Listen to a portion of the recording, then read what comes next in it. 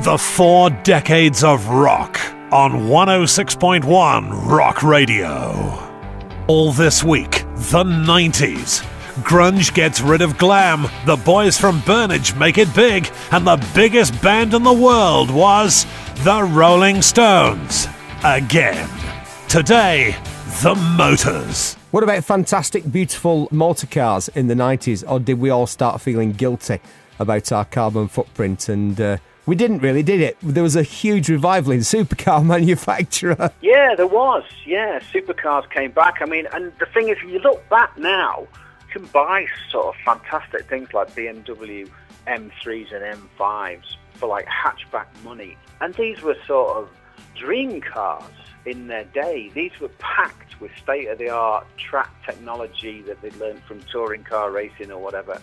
I don't know what they cost, 50, 60,000 pounds or something in the 90s, and you can pick them up now for sort of 10, 12 grand or whatever. The car companies were trying to sort of prove in the 90s that although they could make, obviously, bread and butter and transport, that, you know, the spirit or whatever the 60s was still alive and kicking, that they could make these modern supercars that were packed with all this technology.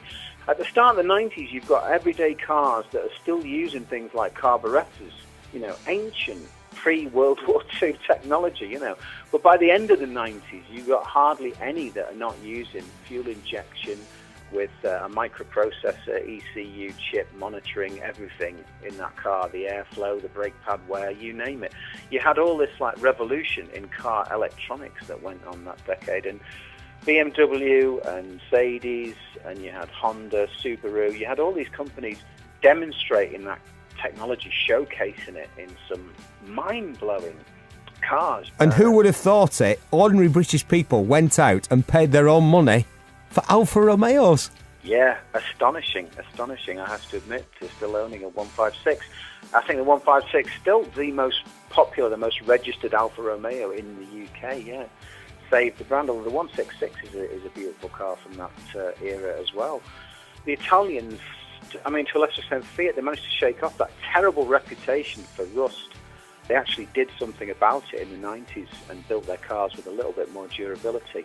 And if they'd just fitted German electrics throughout them, then I think they'd have been onto something. It's ridiculous to own a car that only carries 2 people. There's sure not much room for luggage. And really, how often can you actually have the top down? Besides, think about what it does to your hair. After you've gone through all the reasons not to buy an Alfa Romeo Spider, 2 compelling facts remain. It's summer, and it's an Alfa Romeo.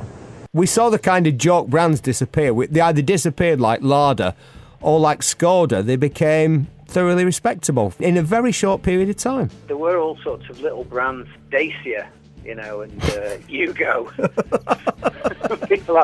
There were lots of, these small, strange brands, the Russian ones, Moscovich and people like that, that just suddenly vanished in the 90s. The other thing that's interesting about the 90s is that I'm fascinated by the British addiction to the sunroof in that decade.